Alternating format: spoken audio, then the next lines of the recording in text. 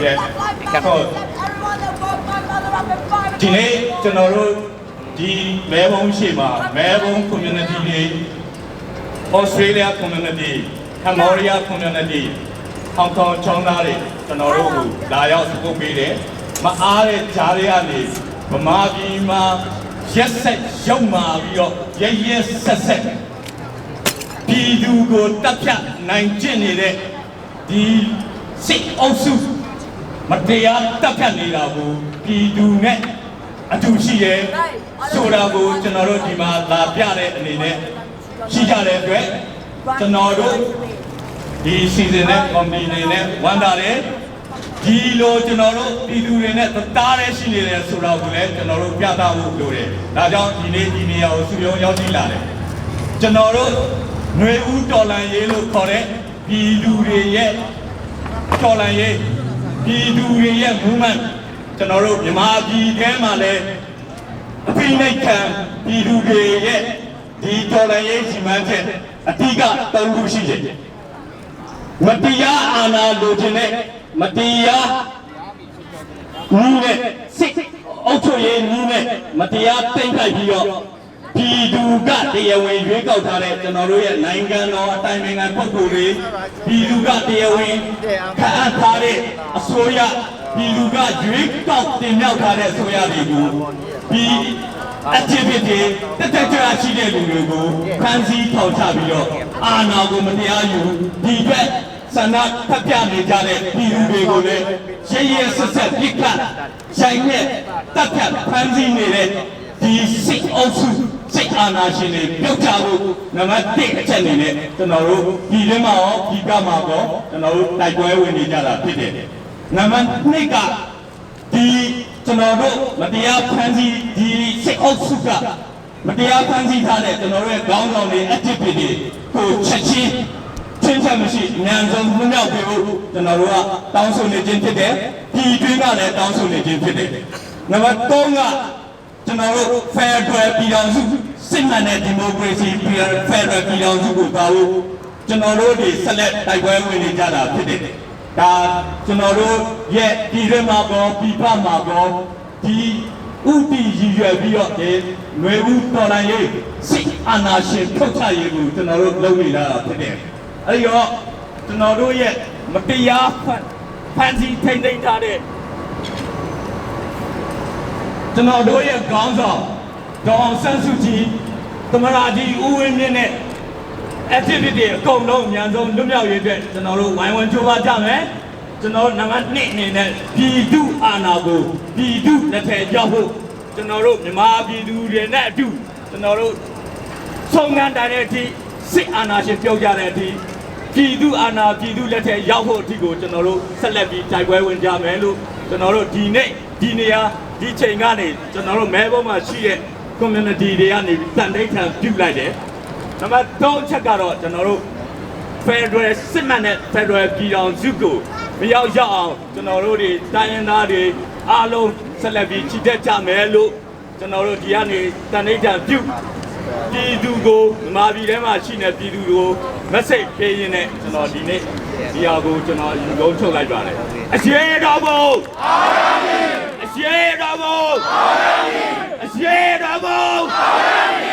For the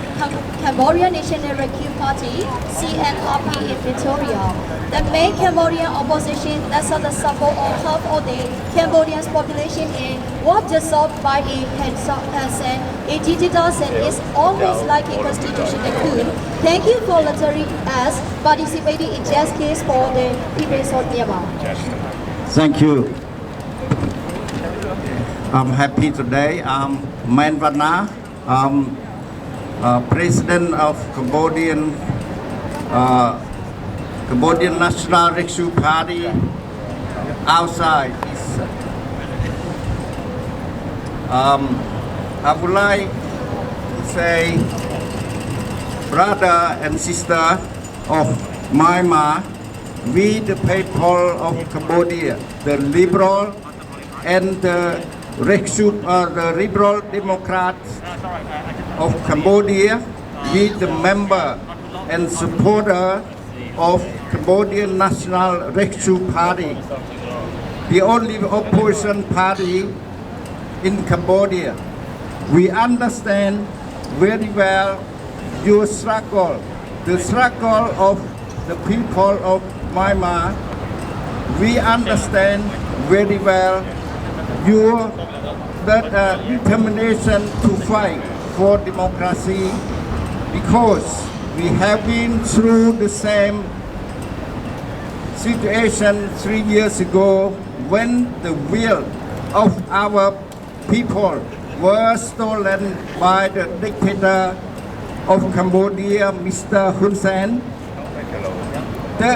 Therefore, we the people of ASEAN, we stand with the people of Myanmar. We stand with Dawn Aung San Suu Kyi. We stand with the President U Win Min and the member of the Parliament of NLD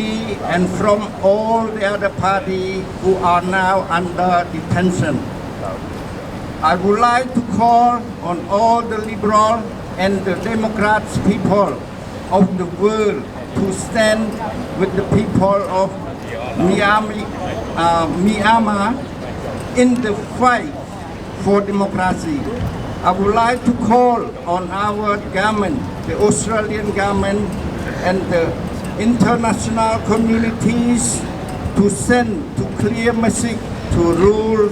ruling military of self-appointed State Administration Council led by Min Aung Hlaing that the Australian government and the international community do not condone the acts of aggression against the democratic people, and that they must respect the will of the people. We stand in solidarity with people of Myanmar. We support the people of Myanmar in demanding the immediately freedom of Dawn Aung San Suu Kyi, the President U Win Min, and all who are detained unlawful. Thank you so much. Thank you.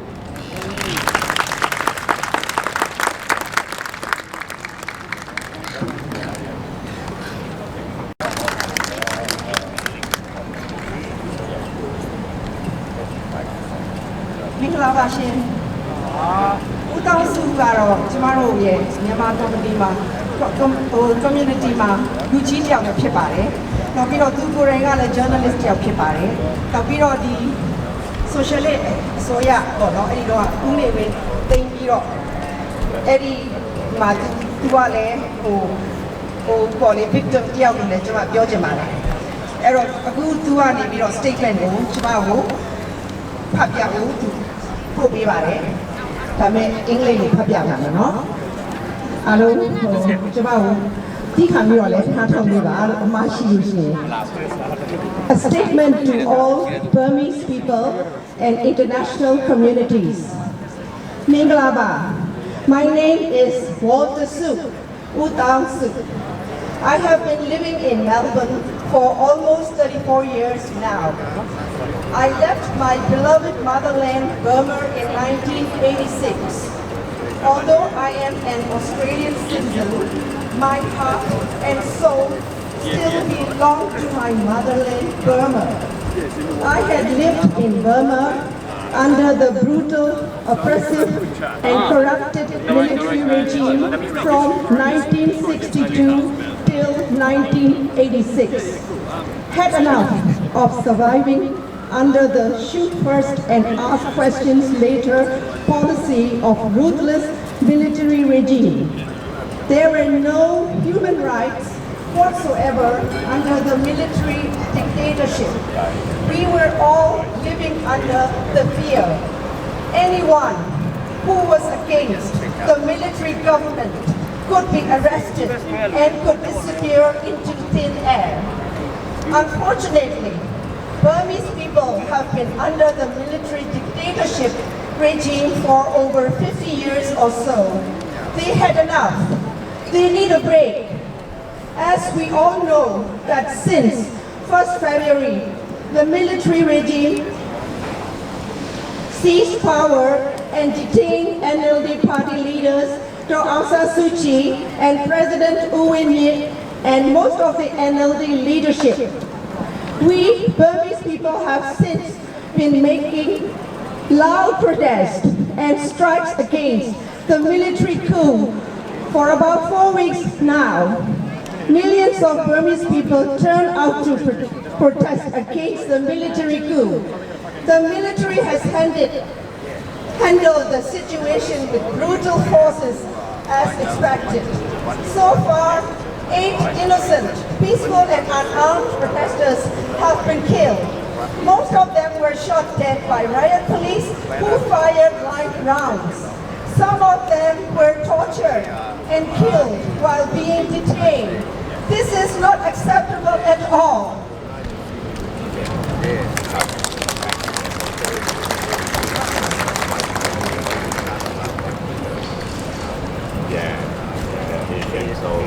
We are deeply concerned about the safety of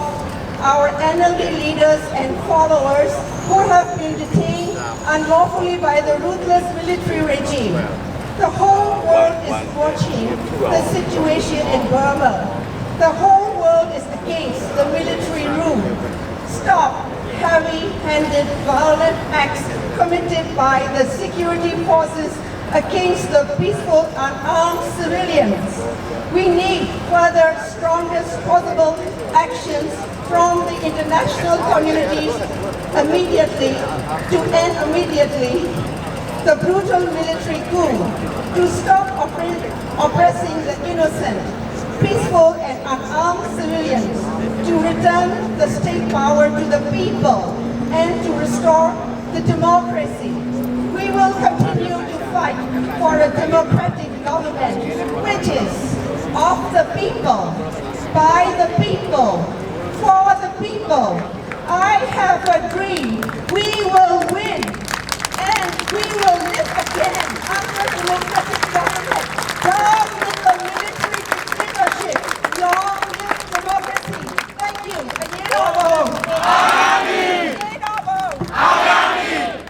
Thank you, Andy. ဟုတ်ကဲ့ကျွန်တော်တို့ဒီ We are warmly welcome to invite EA's Ambassador of Burma, Mr. Christopher Lane. Christopher Lane is a former Australian ambassador and is now special advisor to the Australian Red Cross and the IFRC. He also has advisory responsibility with many RC National Society, Business Schools and University. He is president of the Australian Myanmar Institution, hold position with several NGOs and foundation. He coordinates the development of IFRC position in various humanitarian and political fields, supporting the Warsaw National Society in the response to the development of the IFRC policy on humanitarian diplomacy. Before joining IFRC in 2000, he was an Australian diplomat and ambassador to Myanmar, Serbia, Romania, and the former Yugoslav republics of Macedonia. After serving in several multilateral bilateral posts and as foreign minister legal advisor, we warmly welcome to invite our EA's ambassador, Mr. Christopher Lane. Your words, please.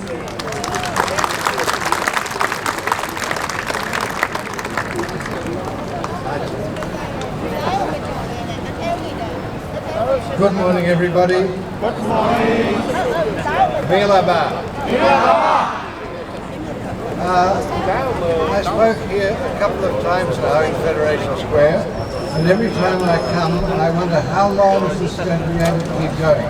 Minong Haing thinks that the general public in Myanmar and around the world will just give up and walk away. Well, that obviously has not happened.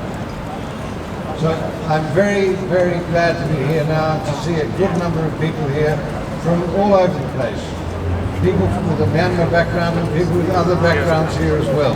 It's wonderful to see, and it's part of the strength of this movement. When I saw the news stories this week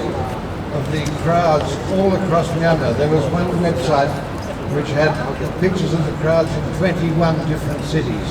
all huge crowds. This is something that can't ignore. This is something that will stay with everybody's mind in the country.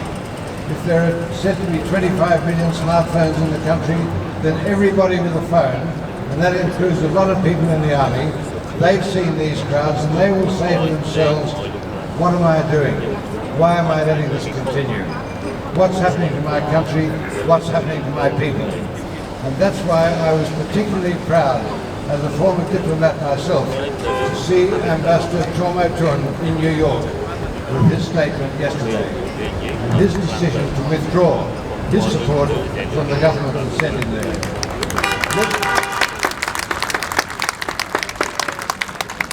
Now, of course, the authorities have dismissed Chormo Tun, which is hardly a surprise, and it won't surprise him.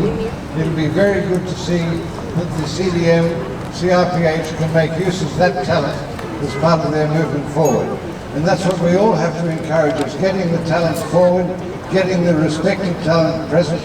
and getting the government, the authorities I should say, to back down. I see that there's interesting talks going on now among the ASEAN countries and others. The Australians have played their part to an extent on that. And what we will do in our Australian Myanmar Institute is encourage the Australian authorities at all levels in what they can do. I was pleased, for example, to see that the petroleum exploration company Woodside has now decided to withdraw its activities. It's a good thing, and I clap too, but I say about time. It's a long time since Woodside were identified as a company that needed to step out of that range of activities. And I'd like to see the same thing happen with other companies from other countries as well. So what we will do in AMI, our Australian Myanmar Institute, is look at how we can generate support across the economic business board as well as elsewhere to bring about the result that we're all working for. And let's hope that next time we meet down here in Federation Square that we can have something to celebrate. So with that I say, Doye. Thank you so much, Mr. Holla, on behalf of all.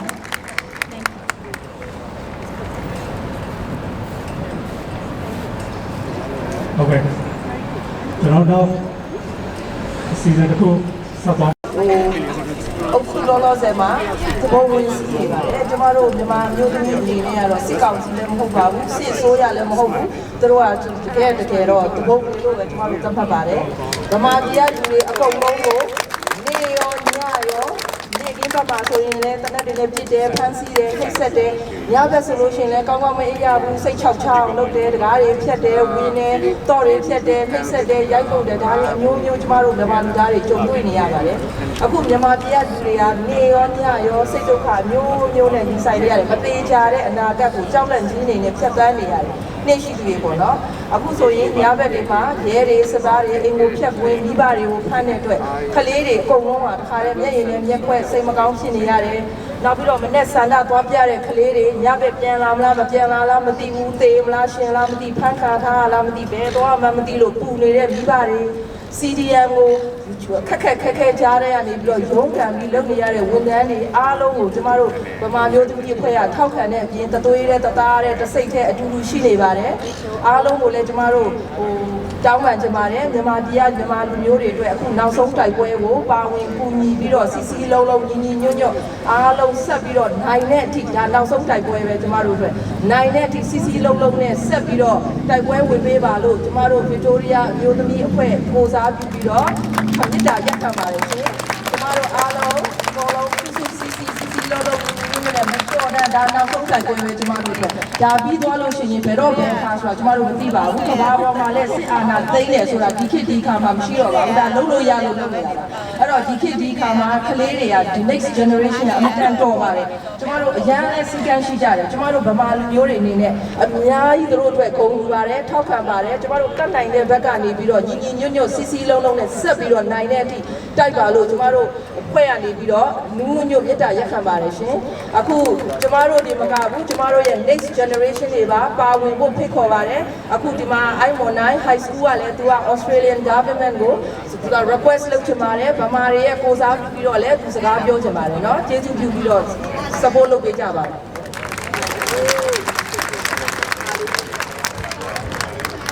Hi, I'm Aimon Nang. As of February, the rightful leader of Burma, Daw Aung San Suu Kyi and her ministers have been detained. Since then, the Burmese people have been living under constant fear, worry and without help or hope. The military coup has been imprisoning and torturing helpless and innocent people. And yet, in the news, other countries such as New Zealand and Canada have already made a move to help, while Australia has yet to act. Why delay? Children are worrying for their parents. Parents are worrying for their children. People are worried, no freedom of fear. And yet, Australia still does not act. We must fight.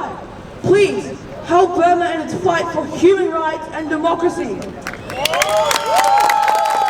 As a Burmese descendants, we are united and we will never be defeated. Ayerobo! Ayerobo! Ayerobo!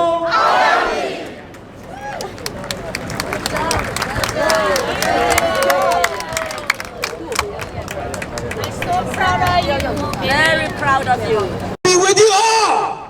Yes အဲ့တော့ကျွန်တော်ကတော့88 generation မှာဒါတော့ကျွန်တော်88 generation ရှိသွားခဲ့တဲ့စိတ်ဓာတ်တွေ88လုံးကဖြစ်သွားခဲ့တဲ့ခင်းကျင်းတွေအားလုံးကိုကျွန်တော်ကရှစ်လေးလုံးကနေနှစ်ငါးလုံးစီကိုကျွန်တော်ကဘယ်လိုခေါ်မလဲလက်ဆင့်ကမ်းလိုက်ပါတယ်ဒါတော့ကျွန်တော်သမီး Isabella ထေးတယ်ဖြစ်ပါတယ်အရှုံးတရားဆိုတာအများအားမရှိနိုင်ဘူးအောင်ပြည်ချင်းကလက်ကမ်းမှာရှိတာဆိုတော့လူတိုင်းမြင်နေရတယ်အမုန်းတရားကိုအာဃာတထားပြီးတော့အာဃာတကြီးတဲ့လက်တုပ်ပြန်မှုကိုကျွန်တော်တို့ကတုပ်ပြန်နေတာမဟုတ်ဘူး။လက်ပါတဲ့နာဂါကြီးကိုတိဆောက်တဲ့အခါမှာဆိုရင်လက်ရှိအိမ်မက်တွေထက်ကရှိနေတဲ့အတွေးတွေပေါ်မှာကျွန်တော်တို့အားလုံးကဟလာလက်တွေ့ချက်တော်လာတိုက်ပွဲနေခြင်းဟာနင့်မြတ်တယ်လို့ကျွန်တော်တို့အမြဲယူဆတယ်။ဘယ်တော့မှလည်းရှုံးမပေးဘူး။ဖောက်ပြန်တဲ့လူဒန်းစားတွေအတွက်ကတော့တော့အနာဂတ်ကျွန်တော်တို့ Federal တိုင်းပြည်မှာသူတို့အတွက်အနာဂတ်မရှိဘူး။အနည်းတူတဲ့အထိကျွန်တော်တိုက်ခိုက်သွားရအောင်ဖြစ်တယ်။ကျွန်တော်တို့ကိုတိုက်ခိုက်တာဟာလည်းနှစ်ပေါင်းများစွာကြာခဲ့ပဲဒါပေမဲ့ဒီအတွက်ကျွန်တော်အဆုံးသတ်ပေးမှာမဟုတ်သေးပေမဲ့လည်းဆက်လက်လုပ်ချောင်းမှာဖြစ်ပါတယ်ဒါကြောင့်ပြောင်းလဲခြင်းနဲ့လိုက်ရွှေ့တဲ့ခါမှာဆိုရှင်ဟလာမပြောင်းလဲနိုင်တဲ့ဟာတွေကြံတဲ့အတွေးခေါ်တွေတင်းကိုကျွန်တော်အားလုံးကတွန်းလှန်တိုက်ခိုက်မှာဖြစ်တယ်အဲ့တော့လွတ်လပ်ရေးအားတိုင်းမှာလွတ်လပ်ရေးချပွားမှုအားတိုင်းမှာဆိုရင်ကျွန်တော်ပေးဆက်မှုတွေရှိတယ်ပေးဆက်ရမယ့်ဟာတွေရှိတယ် Every freelance has a price there's nothing free lunch အဲ့တော့ခုချိန်အဆိုရှင်ကျွန်တော်တို့ရမယ့်ချိန်တွေမဟုတ်ဘူးအဆုံးသက်တဲ့ဖို့အတွက်ကျွန်တော်အားလုံးညီညွတ်ရမယ်လက်တွဲရမယ်ဆုံးသက်တဲ့ဖို့အတွက်နောက်ဆုံးတဲ့ဖို့အတွက်ရှိတဲ့အားရင်ခွန်စားကိုကျွန်တော်တို့အတူတကွလက်ဆက်ပြီးတော့ဘလို့ခေါ်မလဲဆိုတိုက်ပွဲဆက်ဝင်ရမယ်အောင်ပွဲရတဲ့ကျွန်တော်တိုက်ပွဲရမှာဖြစ်ပါတယ်အဲ့တော့ကျွန်တော်တမိကတော့အင်္ဂလိပ်တူပြောမှာဖြစ်ပါတယ်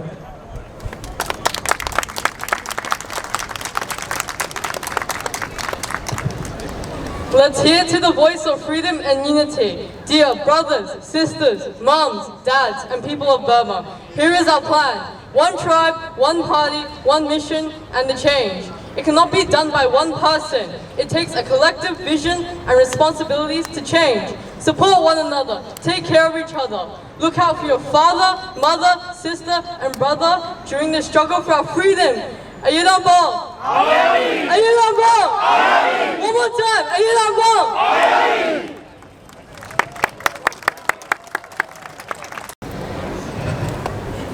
First of all, we are all here to support the Myanmar people in, it's not just for moral courage, but most importantly for financial as well. That's extremely important. It's also one of the main reasons why we're here today is to voice our concern as collectively about the welfare of Myanmar people. Is what's actually happening in Burma is unacceptable in any means. Especially with the current crisis, we call upon the US UN, and the international community, we would like to ask for 3 major requests or 3 concerns that symbolize 3 fingers. The first request is actually we need to eliminate this military regime. We have to get rid of these guys. It's unacceptable. So they have to step down unconditionally. They have to step down from this current parliament. The second request would be Aung San Suu Kyi, along with other legally elected democratic leaders, to be released immediately from house arrest or imprisonment or whatever you call it. And thirdly, its most important thing is we need to restore democracy back to Myanmar Parliament. That's extremely important. And other important things I want to state is we should tell and express the world the unbearable feelings and agonizing feelings that we are going through for the last 3 weeks. Just for the record, I couldn't sleep for the last 3 weeks because you can see on the TV a lot of kids my age in the 20s or even teenagers getting killed unnecessarily by this brutal government. This is unacceptable. And we just want to make sure that, you can just imagine the nightmare that they are going through right now. And we strongly condemned the brutality of Myanmar military force, not just towards our Burmese people, but also to all the ethnic minority in Burma, not just for now, for the last 60 years. That's including Rakhine, Kachin, Shan, Karen, Chin, Mon, Pa'o, Badong, Gaya, Wa, Naga, Salo. I mean, the list goes on. I mean, that's the only ones that I can think of right now. As for me, I'm just very emotional right now, I'm sorry. As for me, I'm concerned about these military thugs are nothing but just organised terrorist group. That's what they are. They are beyond just being a rebel. They are just a completely terrorist group that systematically terrorising Burma for the last 60 years. And as you can see in the recent time, they've been lynching and snatching people from their houses during the night. They're jumping on the fences like thieves. That is not unacceptable. And you can see already a lot of kids being killed on the peaceful demonstrations. And they're using the live rounds, live bullets. And they actually lied on the social media and the reports saying that they use rubber bullets. The irony is they shouldn't be using any bullets at all. They are just peaceful demonstrators. So the cruel fact about Burma that we need to express to the world is that there is no such thing as human right in Burma. I was born in Molyneux and most of my time I lived in Australia. There's no such thing as human right. These people, especially led by this general, his nickname is Jabu Mien Lai Ao. He just created this euphoric, fantasized world just to profit for himself and the people that followed him. And anyone question him or anyone that actually wants to know what's going on, he'll just step on you. This is unacceptable in any means. We have to do something about it. And also, what I'm seeing on TV, I always knew that these soldiers are quite arrogant, but now it's actually beyond the arrogancy. They are just animals. They're killing people unnecessarily. I've not even put them as the same class as us. They are subhumans. That's something that we have to let the world wear. So on behalf of the Burmese community, I'm strongly urge, and we need to express, not just myself, collectively as one, for the world to see what is happening in Burma. And this is what I want to say. Just before I move on, I just want to say a few words in Burmese as well. This is for the people in Burma, at least can hear me out. Not everyone can speak English, so I might want to say a few words in Burmese as well.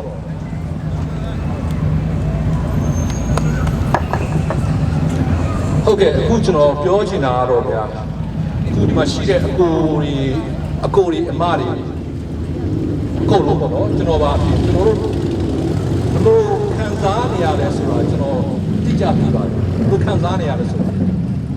ဒီခံစားနေတဲ့ကျွန်တော်တို့ဒီအချက်ချာတွေကိုကျွန်တော်ကဘာကိုကျွန်တော်တို့ကတင်ပြခံစားနေရဆိုတော့ကျွန်တော် TV မှာကြည့်မယ်ဆိုရင်ကျွန်တော်ညဆိုညတိုင်းကျွန်တော်အိတ်လို့မရတော့ဘူးသုံးပတ်လေးပတ်ရှိသွားပြီအိတ်လို့လုံးဝမရဘူး sleepless nights TV မှာကြည့်ပြီးတော့ကျွန်တော်တို့ကကူပေးချင်တယ်ကူလို့မရဘူးဒါပေမဲ့အရေးကြီးဆုံးကတော့ဘာလဲဆိုတော့ကျွန်တော်ဗမာပြည်ကလူတွေ we have to give them hope is very important hope ဆိုတာဒီလိုပဲ moral support ပဲမဟုတ်ဘူးကျွန်တော်တို့ financially လည်းသူတို့ကျွန်တော်တို့ကကူပေးတဲ့ကူပေးရမယ်ကျွန်တော်တို့ဒီကပါလီမန်ပဲဖြစ်ဖြစ် US Council ပဲဖြစ်ဖြစ် UN community ပဲဖြစ်ဖြစ်အကုန်လုံးကိုကျွန်တော်တို့တွေကနေပြီးတော့အကုန်လုံးအကူအညီတောင်းရမယ်အရေးကြီးတယ်အရင်အရေးကြီးတယ်ဘာလို့ဆိုတော့အခုဖြစ်ပြနေတာတွေကသူတို့တွေကတပုံမဟုတ်တော့ဘူး they should be all war crime စကောလုံးစစ်ရုံးကိုအုပ်တင်ရမယ်ဒီလူတွေလုံနေတာတိတ်ကိုတော်တော်လေးကိုပြောသွားပြီဗျာအဲ့ဒါပဲကျွန်တော်ပြောချင်ပါတယ်ခင်ဗျာThank you very much. Yerabo Arami. Thank you. Yerabo Arami. Yerabo. မှာချလိုက်ရအားလုံးပဲစီးပြီးအားလုံးပဲမင်္ဂလာပါကျွန်တော်က Chris ပါကျွန်တော်ကတော့မလေးရှားမှာကြီးလာတာဒါပေမဲ့ကျွန်တော်အဓိကကျွန်တော်နည်းနည်းပဲပြောမယ်နော်ကျွန်တော်ဘာတော့လဲဒီလိုမျိုးဘဝဟိုအခက်ခဲတွေအများကြီးကြုံပြီးတော့ဒီလိုရောက်လာတော့ကျွန်တော်မတွေးမိဘူးเนาะကျွန်တော် refugee ဖြစ်ခဲ့တယ်မလေးရှားမှာဟိုဘက်တော့ကလည်းကျွန်တော်တို့ဒီမှာကျွန်တော်တခါပြောဖြစ်ခဲ့သေးတယ်ဒီမှာအဲ့တော့ကတော့လူလာရှုပ်သွားရောက်ရှိတယ်သူပြောရတာကကျွန်တော်မြန်မာကိစ္စတွေသူကိမဆိုင်ဘူးတဲ့တော့ကိမဆိုင်ဘူးဖြစ်နေတယ်ဆိုတော့ကျွန်တော်တို့ဒီမှာရအောင်အဖိကဒီနိုင်ငံမှာခက်ကျွန်တော်အင်္ဂလိပ်လိုပြောမယ်เนาะကိမဆိုင်တဲ့လူရှိတယ်ကျွန်တော်ချင်းမှာလည်းဒီအရေးကိုကျွန်တော်တို့ကဘာလို့ရမှမသိဘူးเนาะကျွန်တော်တို့ဘာတတ်နိုင်မှာလဲအဲ့လိုမျိုးစဉ်းစားကြတယ်ဒါပေမဲ့ကျွန်တော်အထူးသဖြင့်လူငယ်တွေကိုပြောချင်တာကကျွန်တော်တို့တွေကရောက်စင်တိုင်းကကျွန်တော် potential အများကြီးရှိပါတယ်เนาะလူငယ်တွေရှိပါလားเนาะဆိုတော့ကျွန်တော်ကဒီမှာလူငယ်တွေကိုမနေ့ကမှဦးပြောသလိုပဲကျွန်တော်တို့စိတ်လိုက်ပြီးရှိမှာ silent protest ဆိုတော့လူငယ်တွေက innovative way အနေနဲ့ကျွန်တော်တို့ဒီ message တွေကိုကျွန်တော်တို့ကပြောပြလို့ရတယ်ကျွန်တော် social media မှာလည်းကျွန်တော်တို့ရဲ့အရောက်စီတိုင်း post တွေကလကားမဟုတ်ဘူးဒါတရားမှုရှိတယ်ဆိုတာကိုသိပေးကြပါဆိုတော့ကျွန်တော်တို့ကဒီ Victoria မြန်မာ youth ဆိုတဲ့အခုက ဖွဲ့စည်းလည်းမဟုတ်ပါဘူးဒီကအဓိက community အကုန်လုံးစီးလုံးတဲ့ initiative တစ်ခုပါကျွန်တော်လူကြီးကနေဥဆောင်ပြီးတော့လုပ်ပါတဲ့ initiative တစ်ခုဖြစ်ပါတယ်မနေ့ကကျွန်တော်တို့ silent protest လုပ်တယ်ဒီ protest ဒီလမ်းတော်လမ်းဖြတ်သွားတဲ့လူတွေကိုကျွန်တော်တို့ကဒီဘာဖြစ်နေရဆိုတော့ကျွန်တော်တို့ကဒီရုပ်ဒီတေးဖို့နီးနေတယ်နော်ဒီမှာတွေးဆွနေရတယ်နဲ့တိတ်တွေပါတယ်ကပ်ပြီးတော့ကျွန်တော်တို့ message တွေကိုပြပြတယ်ဆိုလူတွေကအဲ့အနီးအဖြစ်တော်တော်လေး engagement ကျွန်တော်တို့ရတယ် social media မှာလည်းကျွန်တော်တို့ဖြန့်ဝေမှုအခွင့်ရခဲ့တယ်အထူးသဖြင့်ကတော့ဒီမှာကျွန်တော်တို့ဒီ impact ကကျွန်တော်အများနဲ့လုပ်နေတဲ့အရာမှာကျွန်တော် impact ကိုကြည့်ရမယ်ဆိုတော့ကျွန်တော်တို့ impact ကိုကြည့်ရတဲ့အချိန်မှာဒီ Australian နိုင်ငံသားတွေကျွန်တော်တို့ empathize ဖြစ်ဖို့အတွက်အရေးကြီးတယ်ဆိုတော့ကျွန်တော်တို့ရှိမှာဘေးနားမှာရှိနေတဲ့လူတွေကိုကျွန်တော်အများအားရဘာဖြစ်တယ်ဆိုတော့နှလုံးသားမှာထိအောင်ကျွန်တော်ပြောပြရမယ်ကျွန်တော်ဒီနိုင်ငံမှာဆိုအင်္ဂလိပ်လိုပြောမယ် the Burmese people want and we are crying out for the same democratic values that Australians here and you know in the US and Canada we all enjoy we are crying out for the same values. We want the same values. For 5 years, our country has hope. Our country has future. The youth has future. But the military overnight has taken that away. The future of our people, or the future especially of the young generation, has been dropped overnight. The international community must stand with us. If we say that we want democratic values where we live, the same people in Burma want that freedom, want that justice for our people. So please, Australia, stand together with the people of Myanmar. In this democratic country, we can speak to our government. We have the rights. We must exercise the power. Yes. That's what I'm saying. The Siddhat Anash Union Ludiga, Trodima, Leonard de Beshida, Trodiga, Jonathan to the Beware. The Lady Beshida, the man, Jonathan Ludiga, Amandiabema, Jenny de Ludiga. Amandias who are 9 Yamen. A year ago, a year ago. Thank you so much. Hello. ကိုဒေးဗစ်ကိုဖိတ်ခေါ်ပြီးလူလာနေတဲ့အချိန်မှာကျွန်တော်မနေ့ကကျွန်တော်တို့ည9နာရီ Q ရက်ွက်မှာနှစ်ထပ်အိမ်ကြီးနဲ့ရေကူးရနေတဲ့သူပါနော်နောက်တိုးရမှာမြင့်ဆိုရဲ့သမီးတာယာမြင့်ဆိုလို့နေရလို့ကျွန်တော်သိပါကြားပါတယ်ဒါပေမဲ့တစ်ခုလုံးလို့မရတာကသူတို့ကဒီမှာစီတီဇန်ခံထားတယ်တရားဝင်ဆိုကျွန်တော်ဘာမှလုပ်လို့မရပါဘူးဒါပေမဲ့ money laundering ငွေတွေကိုဒီကနေဒေါ်လာတွေယူဟိုဘက်ကပမာတွေလွှဲတဲ့လူတွေလည်းအများကြီးရှိပါတယ်စေအုပ်စုနဲ့ပေါင်းနေတဲ့ကျွန်တော်တို့ရဲ့အဓိကရန်သူတွေကိုအပြတ်စပြတ်ကျွန်တော်တို့ခဲရင်းပြရမယ်ဖိုက်ပြရပါမယ်ဘယ်တော့မှလက်ပွဲပြီးတော့သူတို့နဲ့မတွဲပါနဲ့ကိုပမာလူမျိုးပဲဖြစ်ဖြစ်ကိုတိုင်းရင်းသားပဲဖြစ်ဖြစ်နော်အသားတွေကလောက်ထွက်ဆိုရင်ကျွန်တော်တို့ခုထင်ကစားပြီးပြပြတတ်တာတိုက်ထုတ်ပြရမှာပါဟုတ်ကဲ့အမေစုတိခံပြီးအများကြီးရက်ခဲ့တယ်သူထင်ခဲ့တာဒီအမေစုကအဖေတီထောင်ထားတဲ့တပ်မတော်ကြီးကိုကောင်းလာမလို့ထင်ပေမဲ့ဒီစစ်တပ်ဆိုတာဆီအာနာရှင်ဆိုတာဘယ်တော့မှရှင်မတတ်ဘူးအဖေထွက်တယ်အဲ့တော့ကျွန်တော်တို့ဘယ်တော့မှဒီကိုရှိတဲ့ diplomat တွေလက်မခံဘူးအာရှနိုင်ငံကျွန်တော်ဘာမှ is not about say ဆိုပြီးဘာမှနိုင်ငံကိုအာဆီယံနိုင်ငံနဲ့ထည့်သွင်းကြတာမဟာသီယခုအင်ဒိုနီးရှားကဗမာပြည်ကိုကဲတဲ့ရှင်လုပ်ချင်တယ်အဲ့တော့အင်ဒိုနီးရှားရောမလေးရှားရောအာဆီယံနိုင်ငံရောကျွန်တော်တို့ဘယ်တော့မှလက်မခံဘူးသူတို့ကနှစ်ခွာစားတယ်ဗမာပြည်ကတရားစားရုပ်တဲနေတာအဲ့တော့ကျွန်တော်အာဆီယံကိုဘယ်တော့မှလက်ခံလို့မရဘူးအဲ့တော့ကျွန်တော်ဟိုတုန်းကဘန်ကောက်မှာ90ခွဲဆန်တယ်ဘာမှ is not for safe ဆိုဗမာပြည်ကအယိုးကြောင့်နဲ့မြေပုံကြီးကရှိနေတယ်သူတို့တွေအပေါ်ကနေဗမာပြည်ကိုသူတို့ဝဲခဲ့တယ်မသိလို့ဗမာပြည်ထဲမှာခုစင်ကာပူနော်အားလုံးအာရှနိုင်ငံတွေအကုန်လုံးခွဲစားတယ်အထူးဖြင့်တရုတ်နော်အားလုံးကိုကျွန်တော်တွန်းလာပြမယ်အထူးဖြင့်အသားတွေကလောက်ထွက်ကျွန်တော်တို့ဗမာဟိုဘက်မရီးယားဆိုရင်လူကဒီနေ့မှလေတက်တော့ကျွန်တော်တို့မစောင့်နိုင်လို့ကျွန်တော်ပြန်လာခဲ့ရလေက10နာရီ17နာရီတော့မှဆင်းတယ်နော်မြန်မာလေနဲ့ဆင်းလာတာကျွန်တော်တို့လေဝင်ကနေစောင့်တယ်အဲ့တော့သူတို့ဘယ်မှာနေလဲဘယ်မှာထိုင်တယ်ဘယ်လိုနေဆိုတာကျွန်တော်တို့သိတယ်ဘယ်သူနဲ့ပေါင်းတယ်ဆိုတာကျွန်တော်သိတယ်အဲ့ဒါတို့ကျွန်တော်တို့သိသမျှသူတွေကျွန်တော်တို့ဖော်ထုတ်ပေးပါကျွန်တော်တို့ဩစတြေးလျကရှင်သနာကိုဖန်တာတယ်အလဲနဲ့လုံးမယ်အားလုံးတို့ရမလား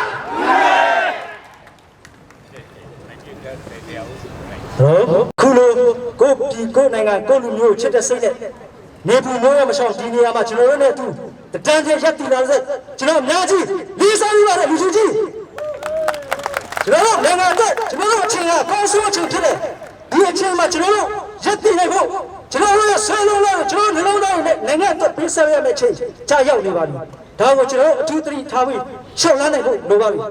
သစ္စာရှိရှိနဲ့ဒီတိုက်ပွဲကိုအောင်မြင်စွာဖျက်ဆီးနိုင်ဖို့ကျွန်တော်အားလုံးကိုဖိအားပေးခြင်းနဲ့ကျွန်တော်နိုင်ငံဟာဖေဖော်ဝါရီလတရက်နေ့မှာအမောက်ထုထဲကိုကြားရောက်ခဲ့တယ်မချင်မတဲ့စစ်အာဏာရှင်ရဲ့ဆိုအုပ်ဖွဲ့မှာကျွန်တော်ကပြည်နေမှုတွေခံနေရတယ်ဒီအရာတွေ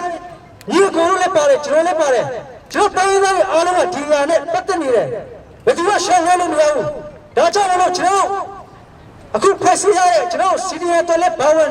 ပြီးကြပါကျေးဇူးပြုပါဒီစီဒီအမ်ဆိုတာကျွန်တော်စစ်အစိုးရရဲ့ရန်တရားကြီးကိုရပ်တန့်ဖို့ဖြစ်တယ်ကျွန်တော်အလုံးမရှိတဲ့လူတွေစာဝန်တွေခက်ခဲတဲ့ပြည်သူတွေကျွန်တော်တတိတလန်ထောက်ပံ့ပေးဖို့ဖြစ်တယ်ဒါကကျွန်တော်ဒီပါရောက်ကျွန်တော်မြန်မာလူမျိုးတွေလုပ်ငန်းဖြစ်တယ်လုပ်ရမယ့်အရာဖြစ်တယ်ဒါကိုရှင်းရှင်းချင်းချင်းလက်တော်ကြီးလုပ်ပေးကြပါ1988လုံးနဲ့ကျွန်တော်ပေါ်တယ်ဒီနေ့မကြဖို့အားလုံးကကျွန်တော်ဒီရတဲ့ဟာရှိပါတယ်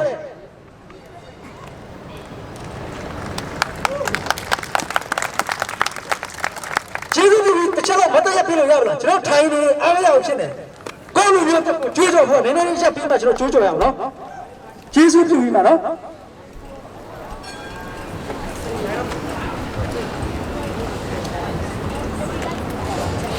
နာရှင်နဲ့အာနာရှင်စနစ်ကိုကျွန်တော်တို့လုံးဝအမြင့်ထုတ်ပြရမယ်မတရားမှုတွေကိုလုံးဝစတင်ရမယ်မင်္ဂလာပါကျမတို့ဆန္ဒကျမတို့ current community ကဖြစ်တယ်ကျမတို့ပြည်လူမျိုးတွေက1962မှာတမကခုနေ့ချိန်ထိကိုစစ်အာဏာရှင်လက်အောက်မှာဖိနှိပ်ခံလူဒန်းစားတဲ့နေထိုင်နေရပါတယ်ဒီတိုင်းထဲမှာပဲကျတဲ့တိုင်းရင်းသားတွေဖြစ်တဲ့ချင်းတရားမုံရခိုင်ဘက်မှာအကုန်လုံးတူပဲခံစားနေရပါတယ်လက်ရှိဖြစ်နေတဲ့အရာမှာကျမဆိုမနေ့တုန်းကချင်းပြည်နယ်ဟာခါမြို့မှာချင်းလူမျိုးတွေအေးချင်းသိစိတ်စွာဖျားရှိခိုးနေတာကိုစစ်တပ်ကနေပြီးတော့ရေပိုက်ကြီးတွေနဲ့တနတ်နဲ့ချိန်ပြီးတော့နော်လူထုတွေပေါ်မှာဒီလိုမျိုးအာဏာပြလက်နဲ့ပြပြီးတော့ချင်းချောင်းနေတာကအင်မတန်မှားရပါတယ်ဥပဒေရညီတူတူတရားမှာဥပဒေကိုချုပ်ဖောက်ခြင်းရှိဘူးဆိုရင်ဒီမှာတော့တိုင်းရင်းသားပြည်သူလူထုတွေလွတ်လပ်စွာရှင်ဖတ်ခြင်းမရှိတဲ့ခံစားချက်ကိုထုတ်ဖော်ပြသခွင့်ရှိတယ်ဖော်ထုတ်ခွင့်ရှိတယ်ဒီနေရာမှာကျမတို့လာပြီးတော့စနစ်ထုတ်ဖော်ပြတဲ့အတိုင်းပဲမြန်မာနိုင်ငံမှာရှိတဲ့လူရောဒီဘာလုံးမှာရှိတဲ့လူရောUnited Nations statement မှာထုတ်ပြန်ထားတဲ့ basic human rights မှာဆိုရင် everyone has right to express freedom of expression freedom of speech ဆိုတာရှိတယ်။ဒါဖြစ်လို့မြန်မာနိုင်ငံရှိတဲ့တိုင်းရင်းသားတွေပြောဆိုခွင့်ကိုမြန်မာစစ်အုပ်စုကနေပြီးတော့တားမြစ်ထားပါကလေးဒီလိုမျိုးပဲအခုမြန်မာနိုင်ငံမှာရှိတဲ့လူတွေ1900နဲ့60နှစ်ကနေစပြီးတော့ဦးနေဝင်းနော်အာနာသိမ်းပြလိုက်တာ1988ထိဒါဒီမကောက်ဘူး2021ထိတိကျဆိုရင်လူထုအကြောင်းကြီးမား3ချိန်ဖြစ်ခဲ့တယ်ဖြစ်တယ်ကျမတို့ပဲချစ်ကြောင်မှဆက်ပြီးတော့ရုံးတက်လှုပ်ရှားနေရအောင်လည်းဒီလက်နဲ့ကိုအားကိုးပြီးတော့ပြည်သူလူထုပေါ်မှာနှိပ်ကွနေတဲ့ဒီစစ်ဆိုးရပေါ်မှာတကယ်ရဆိုကြည့်လိုက်မယ်ဆိုရင်ကျမတို့တွေကလွတ်လပ်စွာတရားမျှတစွာနဲ့အေးချမ်းတဲ့တိုင်းပြည်ထဲမှာပဲနေချင်တာပါချစ်ရှင်ဦးကျမမပြောချင်ပါဘူး3မိနစ်ပဲချင်ရတယ်ဆိုတော့နော်စစ်အာဏာရှင်စနစ်ကိုကျမတို့တွေအားလုံးဖြိုပြရမယ်ဖျက်ပြရမယ်မတရားမှုတွေကိုကျမတို့စိတ်ကြည်ရမယ်မတရားတဲ့အမိန့်မှန်သမျှကိုကျမတို့သိရင်လုံးပိတ်မထားပါနဲ့ကျမတို့ရဲ့နိုင်ငံကျမတို့ရဲ့သားသမီးကျမတို့ရဲ့ကလေးတွေအတွက်နောက်တစ်ချိန်မှာကျမတို့ဝင်ဆိုးရချမ်းထားချင်ပါဘူးဆိုရင်ရုပ်မှာပတ်စမိုက်ရယူတော့ကောက်ကျစ်စင်းလက်နှလုံးသားမဲ့တဲ့ဒီစစ်အာဏာရှင်ကိုကျမတို့တွေအပြည့်ဖြိုရမယ်သူတို့ကျမတို့ပြည်သူလက်ထက်မှာလူယူထားတဲ့အာဏာတွေပြည်သူအာဏာတွေကျမတို့ရဲ့အာဏာတွေကျမတို့ပါဝါတွေဖြစ်တဲ့ဒါကိုကျမတို့အားလုံးပိတ်ပိုက်ရမှာဖြစ်တယ်ကျမတို့အားလုံးတူစီးလုံးနဲ့ရဲရင်နဲ့နောက်မဆက်ဘူးဆွဲရှိမယ်လုံးဝကိုအရှုံးမပေးဘူးကျမတို့အိမ်ငယ်နေတော့ပါဘူးဆိုတော့ကျမတို့နောက်ပြန်မလဲဘူးကျမတို့ရဲတော်ပုံကြီးအလုံးဝကိုအောင်ရမှာဖြစ်တဲ့ကျမတို့ရဲ့လက်ရှိရှိနေတဲ့2008ချင်းပြောင်းဥပဒေဖွဲ့စည်းပုံ2000 Constitution ဆိုရင်မတရားမမြတ်တဲ့ပဲအုပ်စုဖွဲ့တဲ့ကနေရေးဆွဲထားတာဖြစ်တယ်ကျမတို့ဒီ2008 Constitution ကိုဖျက်သိမ်းခြင်းမပြုဘူးဆိုရင်မွတ်စလင်မျိုးတွေနောက်ထပ်ဆက်တဲ့အစုလိုက်လိုက်ပတ်ခံရမှာဖြစ်တယ်တိုင်းရင်းသားတွေအများကြီးဖြိုခံရမှာဖြစ်တယ်ဒါကြောင့်မို့လို့ကျမတို့တိုင်းရင်းသားတွေအကုန်လုံးကျမတို့မြန်မာပြည်ဖွာလူသားတွေအားလုံးတန်းတူညီမျှအတူတူစီလုံးပြီးတော့ဒီမိုကရေစီစနစ်တိုင်းပြည်အောင်မှာတူတူနဲ့ပြည်ဖို့က2008ကဥပဒေဖွဲ့စည်းပုံကိုအသိရေးဆွဲရမှာဖြစ်တယ်ဒီရေးဆွဲတဲ့ခါကျရင်ပြည်သူတွေထပ်ကိုယ်စားလှယ်တွေလာပါခုလက်ရှိအာဏာရထားတဲ့အစိုးရရဲ့ကိုယ်စားလှယ်လာပါပြန်ထဲမှာ expert တွေတွေ့ကြုံကြည့်တဲ့နိုင်ငံခြားကလူတွေလည်းကူညီပါလို့ဒီမှာတော့အကြံပေးချင်ပါတယ်ဒီလိုမျိုး2008ကဥပဒေကိုလည်းဖျက်သိမ်းခြင်းမပြုဘူးစစ်ဆိုရတဲ့ဆက်လက်ပြီးတော့ဒီလိုမျိုးပဲတိုင်းပြည်ကိုအာဏာရှင်စနစ်နဲ့စောက်ချုံနေဆိုရင်ကျမတို့ရဲ့အရန်ချစ်ခင်လေးစားမြတ်မျိုးရတဲ့ဒေါ်ဆန်းစုကြည်အကြိမ်ကြိမ်ခါမသိမချစ်ခံရမှာဖြစ်တယ်။ဒါကြောင့်မို့လို့ကျမတို့ရဆိုရင်ဒီလိုပါမျိုးကြီးဒီလိုပါတီစနစ်ဆန်တဲ့စစ်အုပ်စုကိုလုံးဝအပြီးအဆုံးတက်ပြရမှာဖြစ်တယ်။ကျမအခုဆက်ပြီးတော့အရှိမပြောစရာအများမရှိတော့ပါဘူးအားလုံးကလည်းသိထားတဲ့အတိုင်းပဲကျမတို့အားလုံးတချို့ဒီနေရာကိုinternational တောင်းတနေတဲ့ဖြစ်ဖြစ် refugee နေနဲ့ဖြစ်ဖြစ်ဒီကိုရဆိုရင်လည်းမိသားစုဖွဲ့တွေမိသားစုတွေနဲ့အနာဂတ်ဆုံးရှုံးပြီးလူငယ်ဖွဲ့ဆုံးရှုံးတော်တဲ့တောင်ထဲမှာမသိလို့ကြံခဲ့လို့ဒီနေရာမှာရောက်လာတာဖြစ်တဲ့ဒီလိုမျိုးကျမတို့နောက်ထပ်နောက်တောင်ဖြစ်စေချင်ပါဘူးမရှိစေချင်ပါဘူးစီအောင်စုအစိုးရကြီးအာဏာသိမ်းလိုက်တဲ့ချိန်ကစကလေးငယ်လေးတွေတက်ဆက်ရှင်ဒီကလေးလေးတွေဆိုဘာမှသိသေးတာမဟုတ်ဘူးအသက်ဆက်ရှင်ရောက်ကလေးတွေပဲချင်းချင်းအများကြီးဆက်ပေးပေးအောင်ပါလေ United Nations ကလူတွေအများကြီးဘယ်လောက်သိပေးမှကူညီမှလဲရဝမ်ဂျာလိုမျိုး3လအတွင်းမှာတိုင်းချင်းချင်းမှလာကူညီမှလားကျွန်တော်မအေးကိုထုတ်ဆက်ရှိပါတယ် ICC မကဘူး ICC ကိုတွားရမယ့်လူတွေက criminal ဖြစ်တဲ့ဒီ criminal ကို support တဲ့လူတွေမှန်သမျှလုံးဝကိုကျွန်တော်တို့ကဟုတ်တယ်ဒီ no one commands how many dead bodies you need to take an action. How many dead bodies needed for you and need to take effective action. Tomorrow night they will be United Nations Lamala. I didn't know such about Tinia and Lapita Laiba. Tomorrow it's not valid to machine along the Bay. That's what you might didn't know I'm so can you go. I told the mama, they would tell us about it. Thank you, Australian government, which my request to it. Don't get a reading, ma. You must sit that. You must yeah, she is that to do.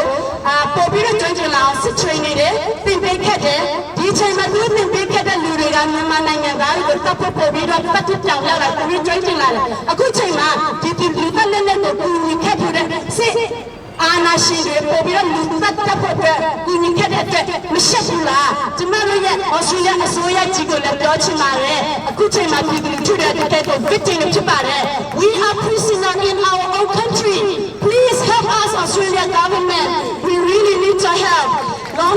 Several years ago you have military for the training. How about us now? We are victims. We really need to help right now. So it's not dochi mare akuche mabidu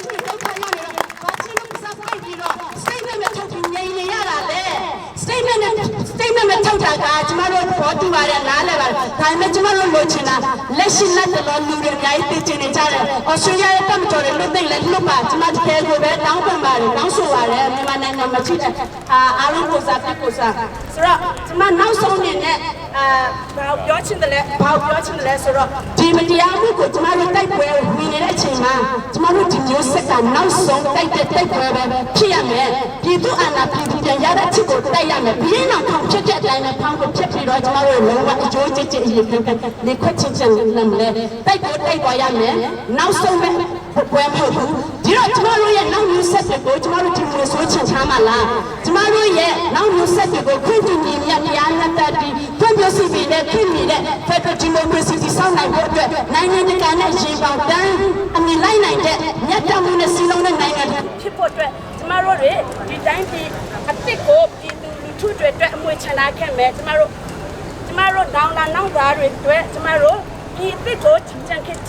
can name so tomorrow teacher ma Nanya Yame CM Takanyame Doka Yame Davi met my Dutch mother tomorrow along to Jonka man and you Jenkins on a sweaty messoye Matara with tomorrow lodging at democracy time to Yama today. Now soon in it my son I let you go me I don't think you can the say to want the board to be support me young Jibare.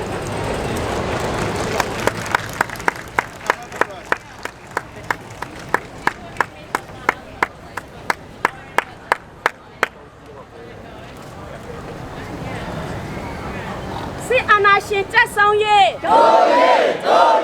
Democracy yashi ye. CTM ko support ye. Me sune kaung sang ya. Me da ji ne kaung sang ya. Me pyao ke umya ye ne kaung sang ya.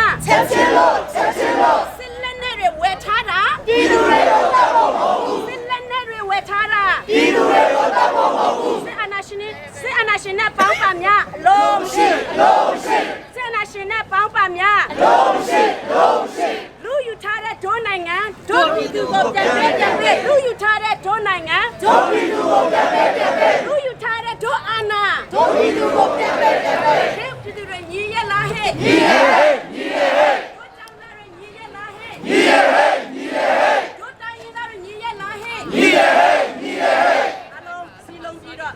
we ra de kalama tomorrow yamananga tiji atwe dine ya kane nanga cha kane yaw ne be me tomorrow city a pye kunyi lo ya bare tomorrow ko so ka sa sai alu akan a chai an nya yi kunyi lo ya bare tomorrow dine ya kane along ko la de lu dai ka tu ye kan pye jin thai ma tamat tha bare tomorrow jima la de lu along la so yin ne ne ye ye lu ro mo bu tamai de khin ma ya so twin me tu ye kaung ni chi be phit de tu ye kaung ni ba be jima la de lu along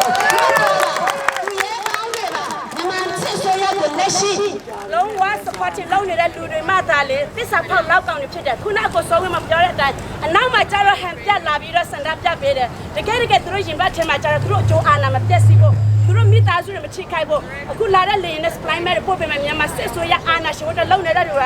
အသားတွေကနေလောက်ချွဲတဲ့သစ္စာဖောက်လောက်ကောင်းနေဖြစ်တယ်မတို့လောဝလက်မခံပါဘူးမအခုချက်စကားပြောတဲ့ချိန်မှာကျမရဲ့ဒုတိယအမနော်သူကကိုစေးရောက်မှာရောဗောလက်ပတ်တက်စင်းမှာအနည်း20ကျော်လောက်တဲ့တကယ် sister သူနာပြုတ်ဆရာမကြီးကြောက်ဖြစ်ပါအခုချိန်ဘယ်မှာရှိလဲကျမမသိဘူး I don't know where my sister is because she's leading CGM in Burma and she's one of the nurses that missing now. We don't know. I don't know where is my sister. It was the talking about when I'm here. I want to know where those people are being detained. I want to know where those people are who lead the CDMs. CDM ဦးဆောင်တဲ့လူတွေဘယ်မှာချုပ်ထားလဲဆိုကျမတို့ရဲ့အခွင့်အရေးရှိပါတယ်အခုတော့ကျမမသိပါဘူးကျမရဲ့အမဘယ်မှာရှိနေလဲဆိုတော့ကျမမသိဘူးသူဘယ်မှာရှိနေလဲဘယ်မှာနေလဲကျမနောက်ဆုံးသိတာကသူတို့အဝေးကြီးမှာရှိနေတဲ့လက်ပုတ်တဲ့ဆေးရုံကမြို့နဲ့မိနစ်30လောက်ဝေးတယ်အဲ့ဒီမှာဆရာဝန်နဲ့ဖန်ခံရတယ်ကျမအမက one of the victim I don't know she is missing please pray for her safety ကျမရဲ့အမရင်ဖြစ်ကျမတို့ကိုယ်တိုင်လည်းပဲဒီလိုမျိုးဖွားထည့်ရတဲ့အကြကြီးနေခရဒီကျမတို့ရဲ့ဒီမျိုးဆက်တဲ့ကိုဒီလိုဖွားမျိုးဒီလိုသက်ခံရတာမျိုးလာမဖြစ်စေချင်ပါဘူးဒါကျမသားလေးတွေအရွယ်ပါပဲ So see I was young I have to flee I have to stay in the jungle and I lost my family I lost my future where I want to become doctor why I need to hold the weapon the gun and to protect myself that is not right we lost our future we lost our children we lost our family all of us here we need to abolish military juntaဒီစစ်ဆိုရကိုကျမတို့တွေအနိုင်မရမချင်းကျမတို့ပြည်သူလူထုတွေစက်တက်ခံစားရမှာဖြစ်တယ်မွတ်စလင်တွေကမြန်မာကိုပေါင်းတီးပြီးတော့ပြည်ရင်တွေကမြန်မာကိုပေါင်းတိုင်းရင်းသားတွေချင်းချင်းကိုသွေးခွဲတဲ့ဒီဆိုရကိုကျမတို့အပြတ်မဖြုတ်သေးဘူးကျမတို့မြန်မာနိုင်ငံသားတွေတယောက်ဒီလိုမျိုးပဲစီလုံးချင်းမဲ့ပြီးတော့တယောက်ရန်လို့နေကြမှာဖြစ်တယ်စစ်ဆိုရကစစ်သားတွေနဲ့ပြည်သူလူထုကိုရန်တိုက်ပေးတယ်တိုင်းရင်းသားတွေနဲ့လက်နက်ကင်တွေကိုလည်းအချင်းချင်းရန်တိုက်ပေးတယ်စစ်ဆိုရလုံးသမီးဟာဆိုရင်တိုင်းပြည်တိုးတက်ရလောက်တာမဟုတ်ပဲနဲ့သူတို့ရဲ့တကယ် criminal တွေဖြစ်တဲ့အတွက်ကြောင့်မလို့ ICJ ကနေကြားနာစစ်ဆေးပြီးတော့ ICC ကိုအမြန်တွန်းတင်ဖို့လုံးဝလိုအပ်နေပါတယ် criminal ကြီးတွေပါလူသက်သမားမတိန်ကောင်းတွေပါတကယ်ကိုတိုင်းတဲ့ဖြစ်လူတွေပါတခိုးကလူကိုဟစ်တဲ့ဒီစစ်ဆိုရအာဏာရှင်အပြီးချိုးတဲ့ကျမတို့ဒီမှာလာပြီးတော့စနပ်ပြတာဒီမဟုတ်ဘူး CGM ကိုလည်း support ကြပါ CGM အလုံးလုံးနေတယ်ကျမအမလိုမျိုးတွေပဲရောက်နေလေကျမတို့မသိပါဘူးအခုကိုစောဖို့ပါတော့လူပညာရှင်တွေဆိုလည်းပဲရောက်နေလေဘယ်သူမှမသိပါဘူးကိုစောင်းဦးလိုက်တော့လိုမျိုးဆိုလည်းတတိနဲ့ထားပြီးနေရပါတယ်ကိုလူမင်းတော့လိုမျိုးလူပညာရှင်မရှိမဆိုင်ပါသွားတယ်ဆိုတော့ရမတရားမမြတ်တတ်ဘူးအစိုးရရဲ့လက်အောက်မှာလက်ရှိနိုင်ချင်းခံရတဲ့တိုင်းရင်းသားတွေအားလုံးဆန္ဒပြတဲ့ချိန်မှာပါပြီးဆိုရင်ကျမတို့ကိုယ့်ကိုယ်ကိုခုခံကာကွယ်ခွင့်မရှိပါဘူးဆိုတော့ရှိဒီလိုမျိုးမာဖီးယားအသွင်စတန်နဲ့လူရန်ကအသွင်ဆန်နဲ့ပြည်သူလူထုကိုညတိုင်းနှိမ့်ဆက်နေ့တိုင်းမှာလည်းနှိမ့်ဆက်နေတဲ့လူကိုကျမတို့ဒီခေတ်မှာအပြတ်မဖြိုနိုင်ဘူးဆိုရင်ကျမတို့အနာဂတ်ကသွားပါပြီဒါကြောင့်မလို့ကျမတို့နောက်မဆုတ်ဘူးရှေ့ဆက်သွားမယ်အရေးတော်ပုံအောင်ရမယ်အရေးတော်ပုံတို့ပြည်သူတွေတို့ပြည်သူတွေညီရဲ့လားဟဲ့တို့တိုင်းသားတွေညီရဲ့လားဟဲ့တို့မြန်မာနိုင်ငံသားတွေညီရဲ့လားဟဲ့ပြည်သူအရေးတော်ပုံမြန်မာနိုင်ငံအရေးတော်ပုံအောင်မြင်ပါစေအားလုံးပေါ်ဖျားသခင်ကောင်းကြီးချပေးပါစေကျမတို့အချိန်ပေးတဲ့အတွက်အရင်ကျေးဇူးတင်ပါတယ်မတော်ချင်ပါဘူးဒီနေ့ဟာမင်္ဂလာရှိတဲ့နေ့မဟုတ်ပါဘူးဒီမှာရောက်ရှိလာတဲ့လူတွေအားလုံးဟာယင်ထဲမှာအကုန်လုံးနာကြည့်ပြီးတော့ခံစားပြီးတော့နေရလူတွေအကုန်လုံးဖြစ်တယ်ကျွန်တော်လည်းအာနာသိမ့်ပြီးတော့စပြီးတော့အခုချိန်အိမ်မပြောပါဘူးနေတိုင်းနေတာပဲအခုညီကိုတွေအားလုံးကျွန်တော်နဲ့တတ်သူခံစားမယ်လို့ကျွန်တော်ယုံတယ်ဟုတ်ပါသလား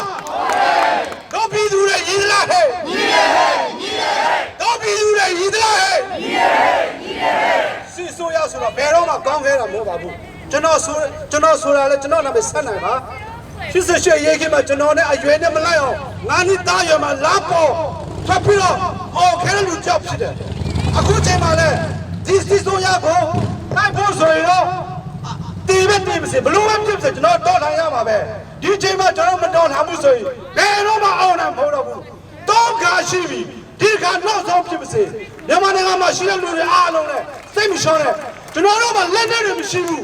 ဘာ မှလည်းမရှိဘူးဒါပေမဲ့ကျွန်တော်နှလုံးသားရှိတယ်စစ်မှန်သောနှလုံးသားဒီမိုကရေစီကိုလိုချင်တဲ့နှလုံးသားအပြည့်ရှိတယ်အတူတူပဲဒီမှာရောက်ရှိရတဲ့လူတွေအားလုံးလည်းရှိမယ်လို့ကျွန်တော်ယုံကြည်တယ်ဟုတ်ပါသလားဟုတ်ပါသလားဟုတ်ပြီသူရဲ့ညီသလားဟဲ့ဟုတ်တိုင်းသားရဲ့ညီသလားဟဲ့ဟုတ်ကျွေးရဲ့ညီသလားဟဲ့အားလုံးဒီနေရာမှာကျွန်တော်တို့ရန်ကုန်မန္တလေးမှာတန်ဖိုးတီးတာတွေဘာကြောင့်တီးတာလဲမတရားမှုကိုသစီတီးရဲတွေမောင်းထုတ်တာကျွန်တော်ဆရာနာရှင်လို့ပြောချင်ဘူးဒီကောင်တွေကသစီတီးရဲဆိုတာနာမောင်းထုတ်မှရတာအဲ့ကြောင့်ကျွန်တော်ဘုံတွေနေတဲ့တီးတယ်အဲ့လိုပဲကျွန်တော်ဒီနေရာမှာကျွန်တော်အောင်မယ်ကျွန်တော်အသေးမှရှိတဲ့အယိုထဲမှာရှိတဲ့အသားထဲမှာရှိတဲ့အကုန်လုံးကျွန်တော်ထုတ်ပြီးတော့အောင်မယ်အရေးရပုံအရေးရပုံတော့ပြည်သူရဲ့တော့ပြည်သူရဲ့ဒီတရိုင်းအားလုံးကျေးဇူးတင်ပါတယ်အားလုံးကျေးဇူးတင်ပါတယ် God bless you ကျေးဇူးတင်ပါတယ်ဒီကသူညီငယ်ဆို new generation ကနော်ကျွန်တော်ဝမ်းသာစွာကြိုးစားရတယ်အားလုံးမင်္ဂလာပါအခုဒီမှာတင်ရောက်ရှိနေကြတဲ့ကျွန်တော်တို့တိုင်းနာအတီးတီးကလူမျိုးစုအတီးတီးတွေအယူဝါဒအတီးတီးကိုလက်ကင်ထားကြတယ်ဟာလားဘာသာဝင်အတီးတီးတွေကိုအားလုံးကိုအတူတကွပါဝင်တဲ့အတွက်အနူးညွတ်ကျေးဇူးတင်ပါတယ်ဒီလိုမတူညီတဲ့အင်အားတွေကိုပဲကျွန်တော်အင်အားပြုပြီးတော့မှကျွန်တော်တိုက်ပွဲကိုကျွန်တော်ရှင်းဆက်ရမယ်အားလုံးရှင်းဆက်ကြပါမလားရှင်းဆက်ပါမယ်အဲ့တော့ကျွန်တော်တို့ရဲ့မတူညီတဲ့အင်အားတွေကကျွန်တော်တို့ဝင်းဝဲအားလုံးရဲ့အောင်ပွဲစီကိုအရောက်ချီတက်ရမယ်ကျွန်တော်တို့အဲ့ဒီထက်ချီတက်ကြပါမလားโอเคကျွန်တော်ဒီနေရာမှာတလနှိုးစောတစ်ခုပဲကျွန်တော်အတိပေးခြင်းပါတယ်ပြောစရာစကားတွေကတော့အများကြီးရှိပဲပြောတဲ့လူတွေကအများကြီးရှိရပြီဟုတ်လားကျွန်တော်တို့အခုတရက်နေ့ကနေပြီးတော့ဒီနေ့အထိ၄ဘတ်တလားပြင်းရှိခဲ့ပြီအာနာတိုင်းတာ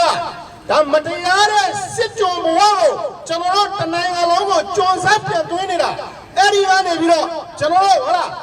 မျိုးဆက်အတီးတီးကနေပြီးဒီကနေ့ဟုတ်နောက်ဆုံးမျိုးဆက်ထိပူပေါင်းပြီးတော့ကျွန်တော်တိုက်ပွဲဝင်နေကြတယ်မတမာတဲ့ဆရာစုကကဘာပေါ်မှာအညဉ့်ညမ်းဆုံးအရောက်မှဆုံးဟာလာလောက်ရနေတဲ့ကျွန်တော်တို့ပြည်သူတွေကိုနေရောညပါ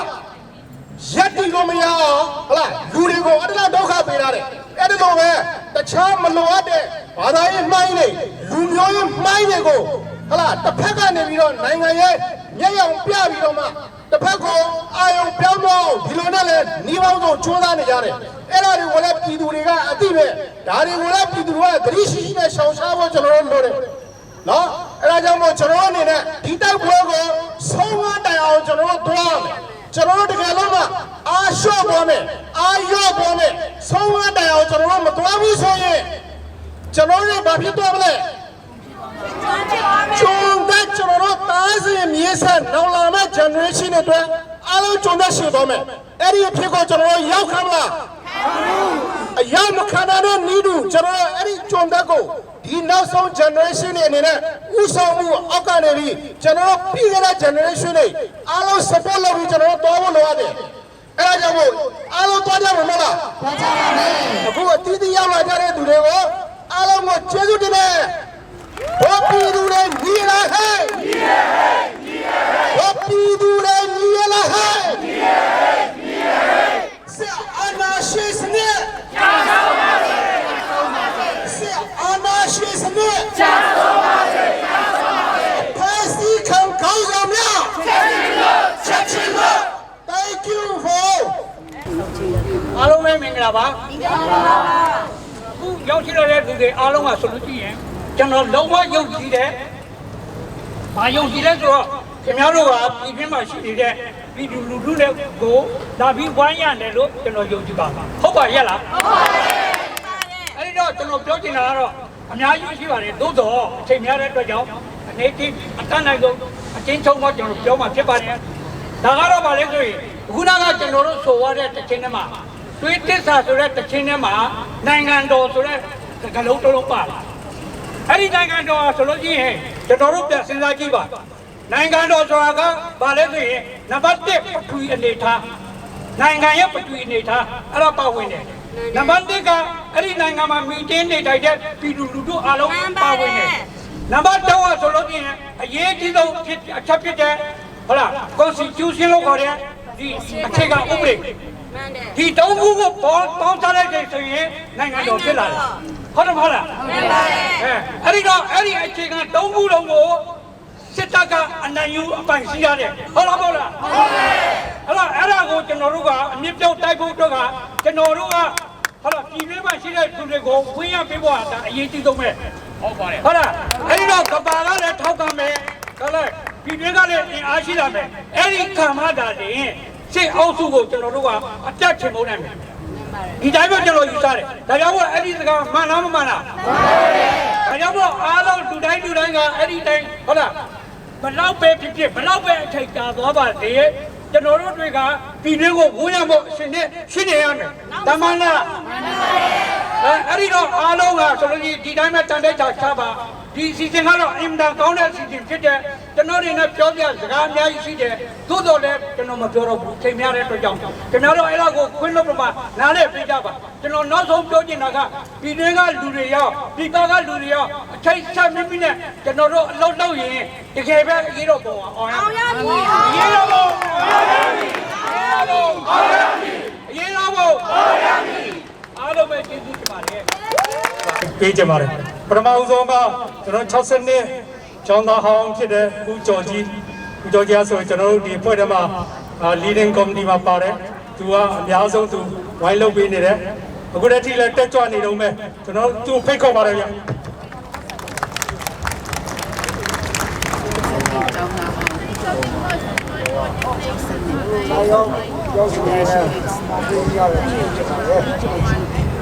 အဓိကကျွန်တော်ပြောလို့တာကတော့စစ်အာဏာရှင်ကြီးဒီမတရားရရတဲ့စီးစိမ်နဲ့အာဏာကိုဘယ်တော့မှအတားတကြီးအလွယ်တကူအလိမ့်မဟုတ်ဆိုတာကိုခင်ဗျားတို့ယုံကြည်ပါကျွန်တော်အဲ့ဒါကိုတက်တင်နဲ့ပြောမယ်ကျွန်တော်62ခုနှစ်ဇူလိုင်7ကျွန်တော်တက္ကသိုလ်ကျောင်းသားဘဝမှာစစ်အာဏာရှင်ကိုကျွန်တော်အရင်ဆုံးအန်တုခဲ့တယ်အဲ့ဒီချိန်မှာသူတို့ကလည်းအာကုန်းနဲ့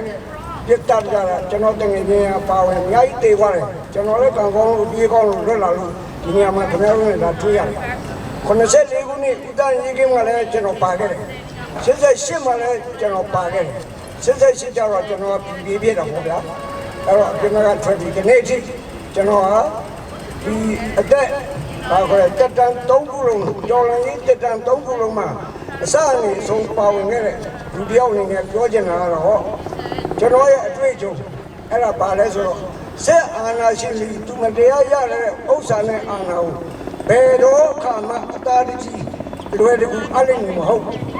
အဲ့ဒါကနေ့မင်းအောင်လည်းနောက်ဆုံးတက်ပြီးပြနေတာဒီအာဏာနဲ့ရရတဲ့မတရားရတဲ့ဥစ္စာကိုဒါလည်းတွေ့ကပ်ပြီးတော့လူတွေကိုဟာလာဒုက္ခမျိုးပြီးပြီးတော့တက်ဆိုးရှည်အောင်လုပ်ခဲ့တာအဲကျွန်တော်ပြောတဲ့ကဥစ္စာကိုတက်ပြီးပြု